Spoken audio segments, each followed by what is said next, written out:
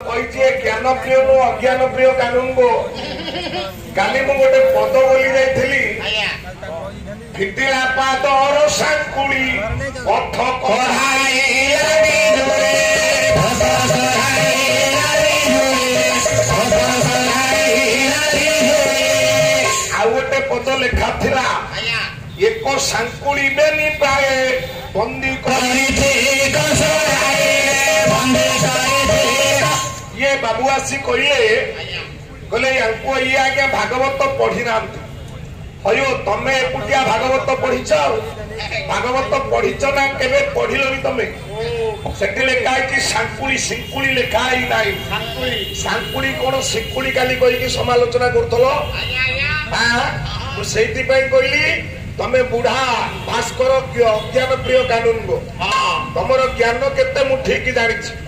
भागवत द्वादश स्कंद द्वितीय अध्याय आपण मान समझ देखुन बामन मामन से कहबी गला आईला बेल कहीं कहबी तम सहित ना आमर पाला केते रोचे ना सजन जहा भाग्यवान तमे काली गले नियाली छकरे कंटा पड़ारे कह मु लंबोदर बेहरा सहित पाला कर कणासरे पुरी छकरे तम ना कहले मत लाज लगे तेणु तम ना कह मोर चांस ना सजन खंजे जिते आपण मान सरी जाए कार्यक्रम सेतेबेले आमे माने आज्ञा भला मंद को जानि पार सेति पई कवि सूर्य बलदेव रथ कहिले बाबूरे जितेबेले संसार सब काम सरी जाए सेतेबेले समस्तंगर मने पड़िथिला राजा दशरथर मने पड़िथिला अर्जुनर मने पड़िथिला अनेक महात्मा मानकर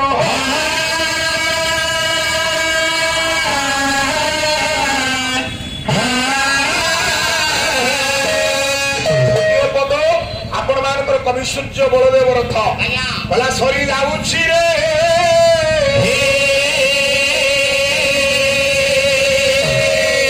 राति तुम कंटी भेटुनी तुम पाला ओलिया बस 60 राति है पाला गाइले आ कौन बंधु तुमको कहले लाभ हम सरी जाऊची रे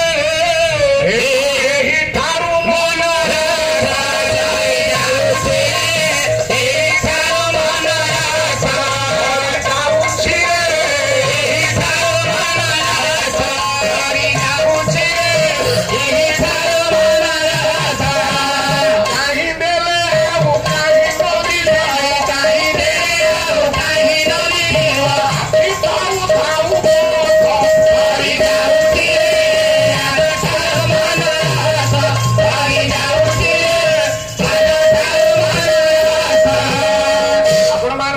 सूर्य बलदेव रथ कहले पालार गोटे गोटे नूतन कथा अच्छी आरंभ दिन कौ पाला कराहब शेष दिन कौ पाला कराहब बाबू मान माँ मान कवि सूर्य बलदेव रथ कहले सरी जाऊर मन रथ चाहिदेले आउ कहीं न मिल आखि थाऊ थाऊ पथ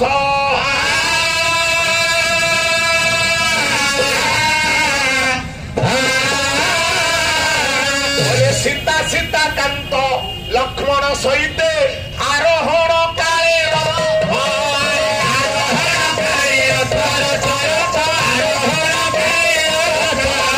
सीता सीता कांत लक्ष्मण सहित आरोहण काले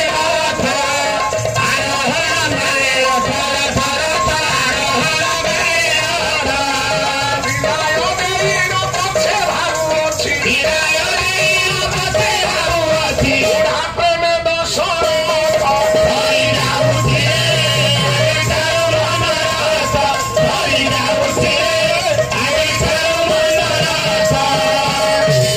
भगवान राम जाउछंती 14 वर्ष वन सेतेबेले दशरथर मने पड़िला अंधक मुनि पुओ को मारी थिबार बेल मोर पळई आसिला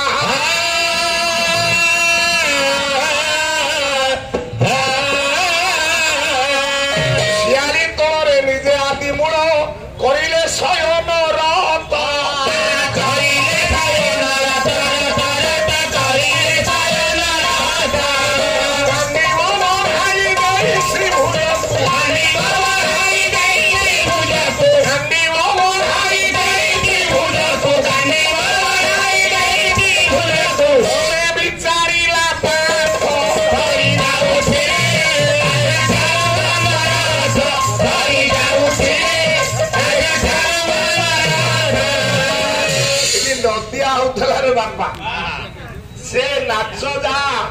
से गीत कौठु ये नदिया पाइले मु आश्चर्य बसंती जे नदियार अनेक कथा जानती गोटे पदरे बोला राधे आउ राधे राधा आउ राधे गोटे पदरे ये बोलथले र बामन मामन काई कथा कहली ना आपण माने जीवा आसवा समय किंतु एते की बंधु मोर भल लागला राजा परीक्षित जेते बेले जानिले जे सम्मिक ऋषि मत अभिशाप देइछंती 7 दिन मध्यरे मोर मृत्यु हबो तापरे तांको पुओ शृंगी ये तांको कहिछंती जे तमे भागवत कथा श्रवण कर भागवत श्रवण कले हुए तो समस्त आज्ञा में मरिबा ये संसार रे भरी केही नाही मो मां माने बाबा माने आमे केही बंचिबा नाही कोरे समस्त दिने ना दिने जीवा से दिन विश्व विजय सुंदर आलेक्जेंडर कौन कहले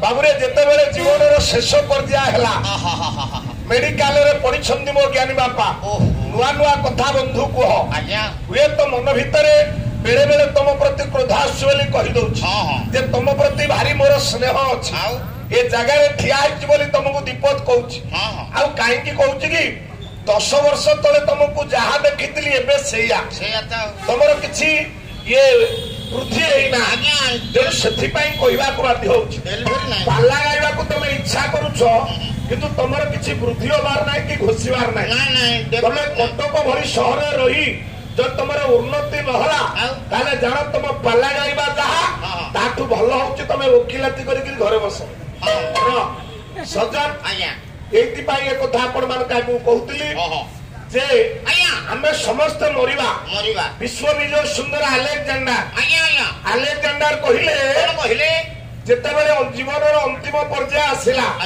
तांको डॉक्टर माने कहिले आ बंचाई रखिबोनी रखिबोनी मो मां माने बाबा मान विश्व विजय सुंदर आलेक्जेंडर सेई डॉक्टर मान को डाकिले आ तांको आत्मीय स्वजन मान को डाकिले बाबुरे कहिले हे डॉक्टर महाशय माने मु अनेक टंका तुमको देली तमे मते बंचाई रखी पारलोनी किंतु तमे मो पई गोटे काम करिवो ना कोन करिवो ना जीवन रो शेष पर्याय रे मु मरिगला परे तमे 4 जण डॉक्टर मो सबको कांधेई गिरी नबो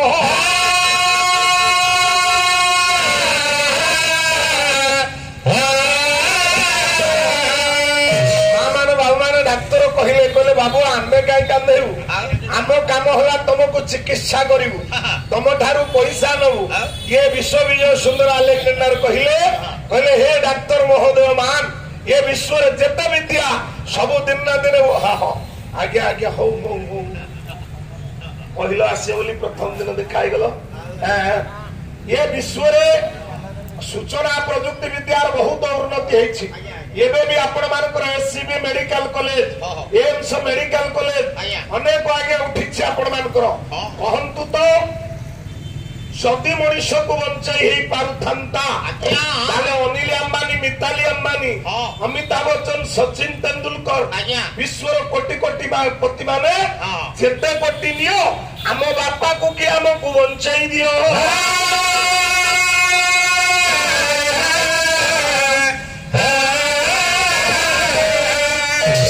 आज्ञा डाक्तर मान बंचाई पारिबे आलेक्जेंडर कहले हे डाक्तर महोदय माने तमे जते बेले कांधे किरी मते नेबे ये जगत रे जानिबे सब प्रकार इंजेक्शन औषध डाक्तर थिले मध्य मनुष्य को बाबू के बंचाई पारिबे ना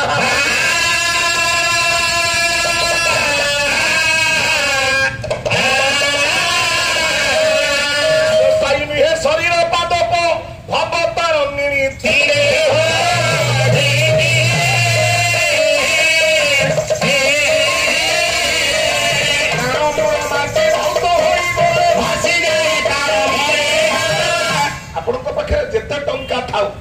जेते प्रकार आधुनिक जंत्रपाती थाउ आपन के वंचय रखि परिबेनी मृत्यु अनिवार्य द्वितीय आलेक्जेंडर कहिले मु मरिवला बेले गोटे काम करिवो मो सब गले एको जेबे सब कोटई रे स्वाई दुई पाछे जोई कर पे झलाई दुई पाछे जोई कर पे झलाई दुई पाछे जोई कर पे झलाई देखि ओरे रे नमते समते राखी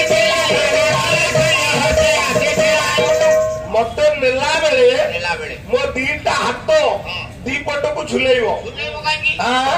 ଜ୍ଞାନ ବାବୁ ହୁଏତ 4-5 ହଜାର ଟଙ୍କା ନେଇକି ପଳେଇଲେ, ଏବେ କାର ଛାଡିଦେବେ ପଳେଇବେ। ଯୋଉଦିନ ଚାଲିବେ 4-5 ହଜାର ଟଙ୍କା ତାଙ୍କ ସାଙ୍ଗରେ ଯିବ। କାହିଁ ଏତେ ଟଙ୍କା ପାଇଁ ଲୋଭ? ରାତିରୁ ଆସିକି ବସିଛନ୍ତି ବାଦାମ ବାଡିରେ ପାଲା ଗାଇବେ ପ୍ରଥମ ଥାକ କାଟ ଶୁଣି ଦେଇଛନ୍ତି 20-25-30 ହଜାର ମିଳିଯାଉଛି। ରାତିରୁ ଆସିକି ବସିଛନ୍ତି ସେ ଚା ଦୋକାନୀ ଭାଇ ମତେ ଆଜି କହୁଥିଲେ ରାତି 4ରୁ ସେ ପାଲା ବାଲା ବସିଥିଲେ ପ୍ରଥମ ଥାକ ଗାଇବେ। ଆଚ୍ଛା ଯେତିକି ଟଙ୍କା ପାଇବା କଥା ପାଇଛ ଜ୍ଞାନ ବାବୁ? ଯୋଉ ଆଶା କରି 7 ସିଟର ଗାଡି ନେଇ ରାତି 4ଟାରୁ ଏଇ ଚା ଦୋକାନରେ ବସିଥିଲେ ଏଇ ଚା ଦୋକାନୀ ବାବୁ କହୁଥିଲେ ମତେ। ମୁଁ ଆଜି ମୋ ଗାଡି ନେଇକି ଆସିଲା ବେଳେ ଚା ପିଇଲି, ମତେ କହିଲେ ଆଜ୍ଞା ଯାହା ହଉ ଆପଣ ପଛେ ଆସିଛନ୍ତି ଭଗବାନ ଆପଣଙ୍କ ପାଇଁ ଅଛନ୍ତି ବୋଲି। କାହିଁକି? ନାଇଁ ସେ ରାତି 4ଟାରୁ ଆସିଥିଲେ ପଇସା ନେବେ ବୋଲି। ବାବୁମାନ ମାମା ମୁଁ କାହିଁ କହିଲି ମୋ ବାବୁମାନ ମାମା ଟଙ୍କା ଆପଣଙ୍କ ସାଙ୍ଗରେ ଯିବ ଆଜ୍ଞା? କହିଲେ ମୁଁ ଏତେ ଟଙ୍କା ରୋଜଗାର କରିଥିଲି ଇଏ ତା ଦେଖି ବୋଲିବେ ଜଗତେ ସମସ୍ତେ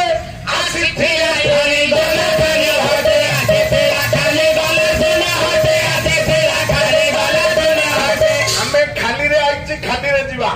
କିଏ କହୁଛି ଖାଲିରେ ଆସିଛି?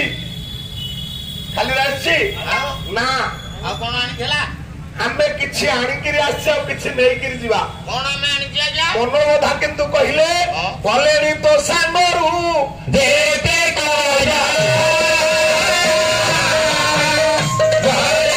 ପଣ୍ଠିରେ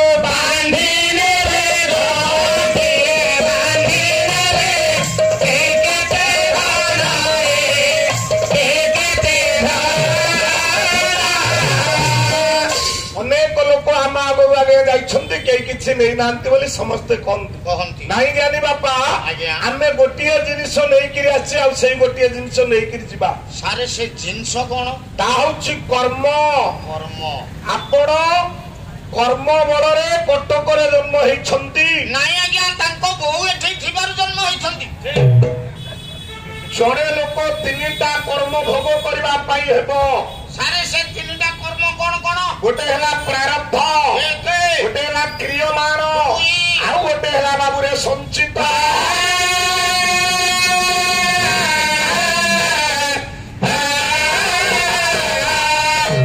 ପ୍ରାରବ୍ଧ କଣ ମା? ତାହେଲେ ପ୍ରାରବ୍ଧ କଣ? ପ୍ରାରବ୍ଧ ହଉଛି ପୂର୍ବ ଜନ୍ମର ଫଳ, ପୂର୍ବ ଜନ୍ମର ସ୍ୱୀକୃତ। ପୂର୍ବ ଜନ୍ମରେ କଣ ଆପଣ କରିଥିଲେ ବୋଲି କଟକରେ ଜନ୍ମ ହେଇଛନ୍ତି। ପୂର୍ବ ଜନ୍ମରେ କଣ କରିଥିଲେ ଗୋଟେ ଧନୀ ଘରେ ଜନ୍ମ ହେଇଛି। ପୂର୍ବ ଜନ୍ମରେ କଣ କରିଥିଲା ବୋଲି ଗୋଟେ ଗରିବ ଘରେ ଜନ୍ମ ହେଇଛି। କ୍ରିୟମାଣ କଣ? ଇଏ ଜନ୍ମ ଆପଣ ମାନଙ୍କର ଯାହା କରୁଛନ୍ତି ଶେଷରେ ମରିଗଲା ବେଳେ ସଞ୍ଚୟ ହବ। ଆପଣଙ୍କର ଯଦି କିଛି ବାକି ରହିଲା ଆର ଜନ୍ମରେ ଆପଣଙ୍କୁ ଭୋଗ କରିବାକୁ ପଡିବ।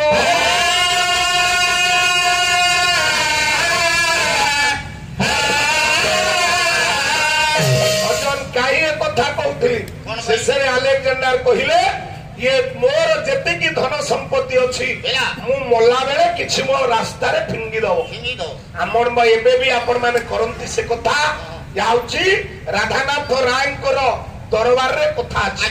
ବାବୁମାନ ମାମାନ ଏ ଶବ ଗଲା ବେଳେ ଟଙ୍କା ଫିଙ୍ଗା ଯାଏ, ଶବ ଗଲା ବେଳେ 2 ହାତ 2 ପଟେ ଝୁଲା ଯାଏ। ମୁଁ କାହିଁ ଏ କଥା କହିଲି ନା ସେତେବେଳେ ପରୀକ୍ଷିତ ରାଜା ଚିନ୍ତା କରୁଛନ୍ତି କାହିଁକି ପରୀକ୍ଷିତଙ୍କୁ ଇଏ ସର୍ପଦ ଇଏ ଆପଣ ମାନଙ୍କର ସେ ଯୋଉ ସାପଟାକୁ ନେଇ ଶ୍ରମିକ ଋଷିଙ୍କ ଉପରେ ପକେଇଲା। କାହିଁକି ପକେଇଲେ? କଣ ତାଙ୍କର ଭୁଲ ଥିଲା? ଏ ତ ଧର୍ମପାରାୟଣ, ଏ କଣ ଭୁଲ ମା? କଣ ପାଇଁ ସେ ସାପଟାକୁ ନେଇ ପକେଇଲେ? ସେ କଥା କିଏ କହିବ? କୁସଙ୍ଗ ଠାରୁ ନାହିଁ ଜଗତେ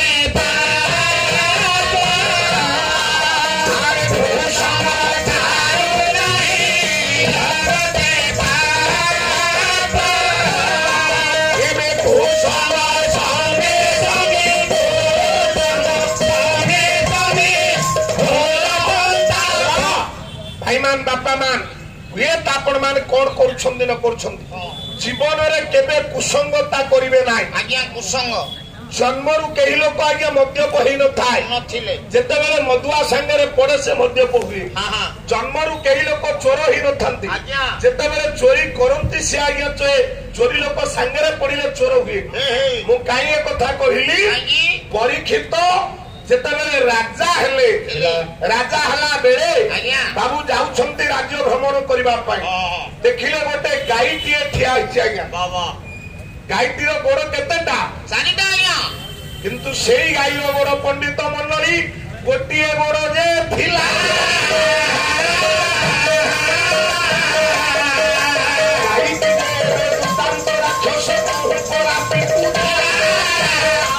ବାମାନ ମାମାନ ଏ ରାଜା ପରୀକ୍ଷିତ ଗଲା ବେଳେ ଗୋଟା ଗାଈଟା ଆଜ୍ଞା ଠିଆ ହେଇଥିଲା ଏ ଗାଈ ଠିଆ ହେଲା ବେଳେ ସେଇ ଗାଈ କି ମା ମାନେ ବାମାନେ ଜଣେ ଆଜ୍ଞା ପ୍ରହାର କରୁଛି ରାଜା ପରୀକ୍ଷିତ ପଚାରିଲେ କହିଲେ ହେ ବାବୁ ତମେ କିଏ କାହିଁକି ପ୍ରହାର କରୁଛ ସେ କହିଲା ତମେ କିଏ କହିଲା ମୁଁ କିଏ ଜାଣିନ କହିଲା କଳିର ଚାବୁକ ମାର ଭାଙ୍ଗି ନାହିଁ ତାର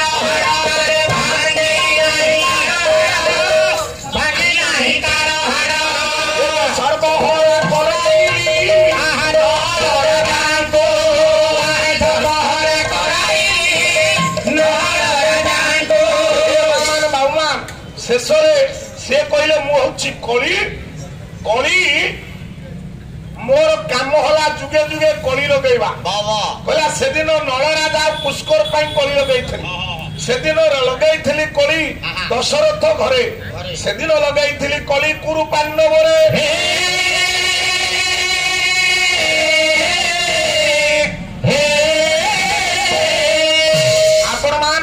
ଆଜି କଳି ଲାଗିବ ଏଇ କଳି ଯୁଗରେ କଳି କି 4ଟା ଜାଗା ଆଜ୍ଞା ଦିଆଯାଇଥିଲା କୋଉ କୋଉ ଜାଗା କଳିକି ଦିଆଗଲା